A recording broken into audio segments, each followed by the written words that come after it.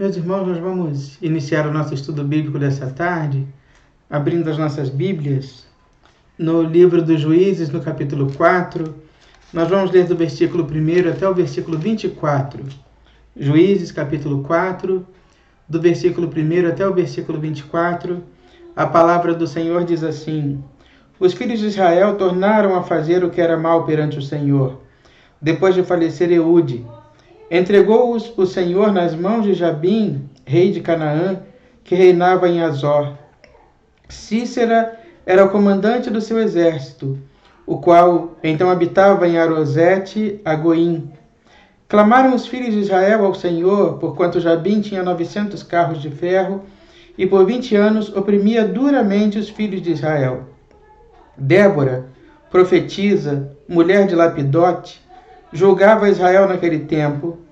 Ela atendia debaixo da palmeira de Débora, entre Ramá e Betel, na região montanhosa de Efraim. E os filhos de Israel subiam a ela a juízo.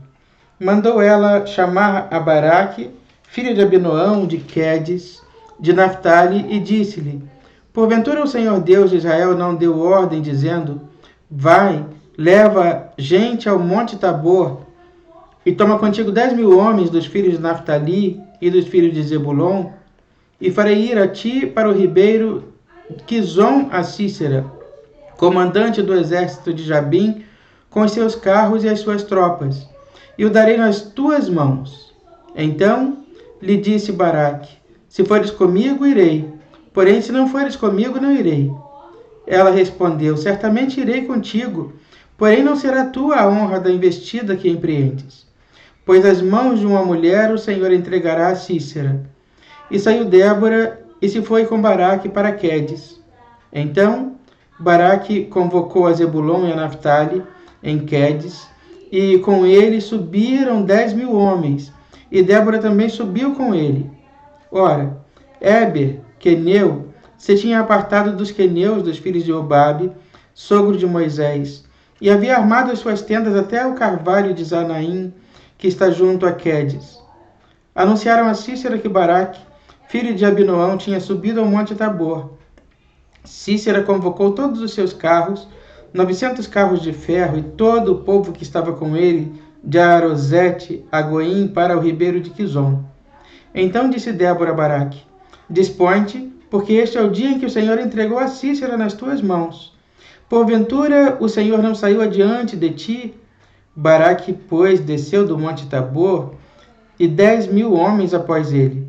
E o Senhor derrotou a Cícera e todos os seus carros, e a todos o seu exército a fio de espada, diante de Baraque. E Cícera saltou do carro e fugiu a pé. Mas Baraque perseguiu os carros e os exércitos até Arosete, a Goim, e todo o exército de Cícera caiu a fio de espada, sem escapar nem sequer um. Porém Cícera fugiu a pé para a tenda de Jael, mulher de Éber, o queneu. Então havia paz entre Jabim, rei de Azor, e a casa de Éber, queneu. Saindo Jael ao encontro de Cícera, disse-lhe: Entra, senhor meu, entra na minha tenda, não temas. Retirou-se para a sua tenda, e ela pôs sobre ele uma coberta. Então ele lhe disse: Dá-me, peço-te, de beber um pouco de água, porque tenho sede. Ela abriu um odre de leite e deu-lhe de beber e o cobriu. E ele lhe disse mais: Põe-te à porta da tenda, e há de ser que se vier alguém e te perguntar: Há aqui alguém? Responde: Não. Então Jael, mulher de Éber, tomou uma estaca da tenda e lançou mão de um martelo, e foi-se mansamente a ele, e cravou a estaca na fronte, de sorte que penetrou a terra, estando ele em profundo sono e muito exausto. E assim morreu. E eis que, perseguindo Baraque a Cícera, Jael lhe saiu ao encontro e lhe disse: Vem e mostrar-te-ei o homem que procuras. Ele a seguiu, e eis que Cícera jazia morto e a estaca na fronte. Assim Deus, naquele dia, humilhou a Jabim, rei de Canaã, diante dos filhos de Israel, e cada vez mais a mão dos filhos de Israel prevalecia contra Jabim, rei de Canaã, até que o exterminaram. Meus irmãos, este capítulo 4 E o quinto também, né, do livro dos Juízes, vai trazer para nós algo muito interessante e falar sobre duas mulheres que foram muito importantes na história do povo de Deus, Débora e Jael, né? A palavra de Deus diz aqui no começo do texto, no versículo 4, que Débora era profetisa, mulher de Lapidote, e julgava Israel naquele tempo. Ela tendia debaixo da palmeira de Débora, entre Ramá e Betel, na região montanhosa de Efraim, e os filhos de Israel subiam a ela em juízo. Ou seja, Débora era uma mulher que proclamava a palavra de Deus, né? Débora era uma mulher importante naquele tempo, naqueles dias, nos seus dias, né? Porque ela era ali a profetisa, ela era aquela encarregada, incumbida de pregar a palavra de Deus. Jael não era uma mulher de destaque, né, por assim dizer, né? Jael era uma dona de casa, uma mulher dada aos seus afazeres, né? Mas essas mulheres, nesses capítulos 4 e 5 do livro de Juízes, elas vão ter um destaque, porque elas fizeram em todo o tempo aquilo que não se esperava delas. E quando eu falo aquilo que não se esperava delas, eu estou falando do ponto de vista social, né? Hoje em dia discute-se muito o papel da mulher. É um avanço, porque naqueles dias não havia a possibilidade de se discutir essa questão do papel da mulher na sociedade. O papel da mulher na sociedade naqueles dias, nos dias de Débora, de Jael e de tantas outras do antigo Israel, era simplesmente o papel de procriar. A mulher havia nascido para ser mãe e conceber filhos, de preferência filhos homens. Era assim a cultura daquele tempo. A mulher existia para ser dona de casa. E aqui nós vemos uma mulher profetisa, né? Débora era uma profetisa, alguém que falava a respeito da palavra de Deus, que fazia julgamentos, julgava as causas do povo a partir da palavra de Deus. E por ser uma mulher tão envolvida com as coisas de Deus e com a palavra de Deus, ela tornou-se juíza de Israel, né? Porque ela, como todo juiz daquele tempo, os juízes não tinham o papel dos juízes de hoje. Quando a gente pensa em juízes na Bíblia, a gente não deve pensar nos juízes de hoje, mas sim nas pessoas que têm a incumbência, né, naquele tempo, de conduzir o povo na guerra, liderar as grandes batalhas. E Débora, sendo uma mulher, foi uma dessas grandes líderes de Israel. E quando o rei de Canaã, o rei Jabim, constrangeu duramente o povo de Israel, Débora então manda chamar a Baraque. Olha, eu recebi de Deus uma palavra e Deus manda te dizer que você precisa retomar o seu papel enquanto líder de Israel. Precisa liderar o povo. E Baraque responde, olha, eu só vou se você for comigo. Eu não vou sozinho. E Débora então lidera essa grande empreitada, né? Débora então segue em frente, né? Toma a frente dessa grande batalha para livrar Israel das mãos de Jabim, né? Rei de Canaã. E a palavra de Deus diz que houve ali uma grande batalha em que o exército de Canaã foi derrotado pelo exército de Israel. Porém, o seu general, o seu grande líder, que era Cícera, esse fugiu. E foi justamente para a casa de Jael, né? Jael, que era mulher de Éber, né? E havia paz entre Éber e toda a casa, todo o exército, né? Ou todo o povo de Canaã. Então, a casa de Jael, ou a casa de Éber, não era um lugar que oferecesse perigo. A casa de Éber era aquele lugar de hospedagem tranquilo. Então, além de tudo, ela era apenas uma mulher. Pode ter pensado Jael naquele momento, que mal ela pode me fazer?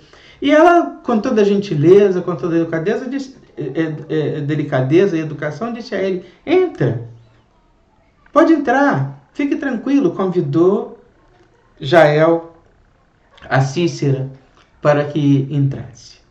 E Cícera, ali meio desconfiado, mas porém muito cansado, pediu a ela: me dá um copo d'água. E ela, ao invés de água, serviu a ele leite. Toma leite. E toma aqui uma manta quentinha. Dorme, descanse. E Cícera então diz a Jael: pode pedir uma última coisa, né? Fica ali na porta tomando conta. Se aparecer alguém aí perguntando se tem alguém na sua casa, você diga que não tem. Ela diz: pode deixar que eu vou dizer que não tem. E aí diz o texto da palavra que Cícera, então, muito cansado, imediatamente pegou no sono, e então foi golpeado por Jael. Tanto Jael quanto Débora não foram nada daquilo que se esperava delas. Nenhuma das duas foi apenas uma doce, mansa, calma dona de casa. Débora foi a grande líder, a grande juíza, a grande general a liderar o exército de Israel. Jael, por sua vez, não foi aquela dona de casa amável, gentil, né, hospitaleira, que oferece a sua casa. Antes, ela trouxe, não é, o general Cícera, atraiu Cícera para sua casa e lá duramente o golpeou. Meus irmãos, por mais estranho que possa parecer, ainda que não tendo feito aquilo que socialmente era esperado delas, elas fizeram exatamente aquilo que era necessário ser feito. Então, muitas vezes, na nossa vida, nem sempre o que é necessário ser feito é aquilo que socialmente espera-se que nós façamos. Principalmente no trabalho das mulheres, né? No trabalho das mulheres em todos os níveis, principalmente na igreja, né? Existe uma visão, um conceito pré-definido, pré-estabelecido, né? Daquilo que se espera que as mulheres façam, de qual deveria ser o comportamento das mulheres. Mas aí é um momento em que as mulheres, no caso aqui, tanto de Jael quanto de Cícera, de Débora, elas frustraram a expectativa daqueles que esperavam que elas fossem duas mulheres doces, mansas e calmas, e que haveriam de fazer apenas o trabalho comum a qualquer mulher.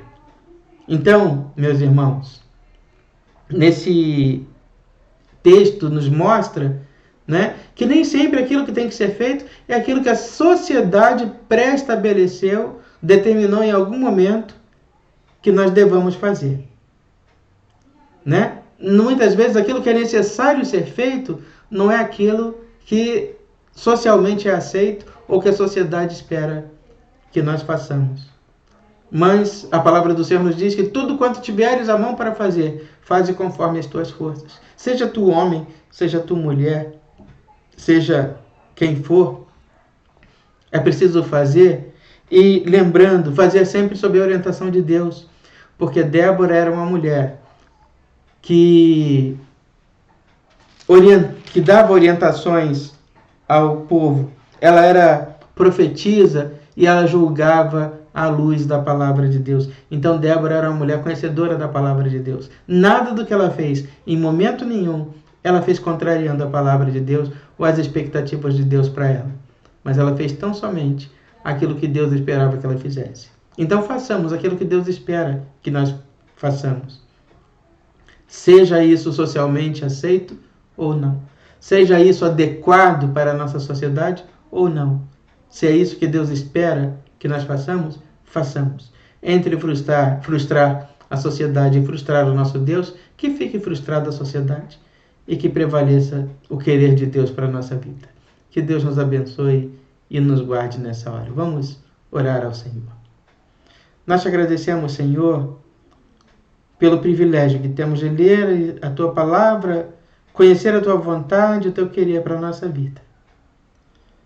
Ensina-nos, ó Deus, e ajuda-nos a fazer mais do que aquilo que a sociedade espera que façamos, mas que saímos a fazer aquilo, ó Deus, que Tu espera que façamos. Que tenhamos, ó Deus, a consciência da necessidade de que não podemos frustrar a Tua expectativa a nosso respeito. Abençoa-nos, ó Deus, e nos guarda. E dá-nos a Tua paz. E nos livra, Senhor, de todo mal. E cuida de nós, Senhor. Nos abençoe em todo o tempo. Atende a nossa oração, nós te pedimos todas essas coisas e por elas nós te agradecemos desde já, no nome de Jesus, que nos ensinou a orar dizendo: Pai nosso que estás nos céus, santificado seja o teu nome. Venha o teu reino e seja feita a tua vontade, assim na terra como no céu. O pão nosso de cada dia nos dai hoje, e perdoa as nossas dívidas, assim como nós perdoamos os nossos devedores. E não nos deixes cair em tentação, mas livra-nos do mal, pois teu é o reino, o poder e a glória para sempre. Amém.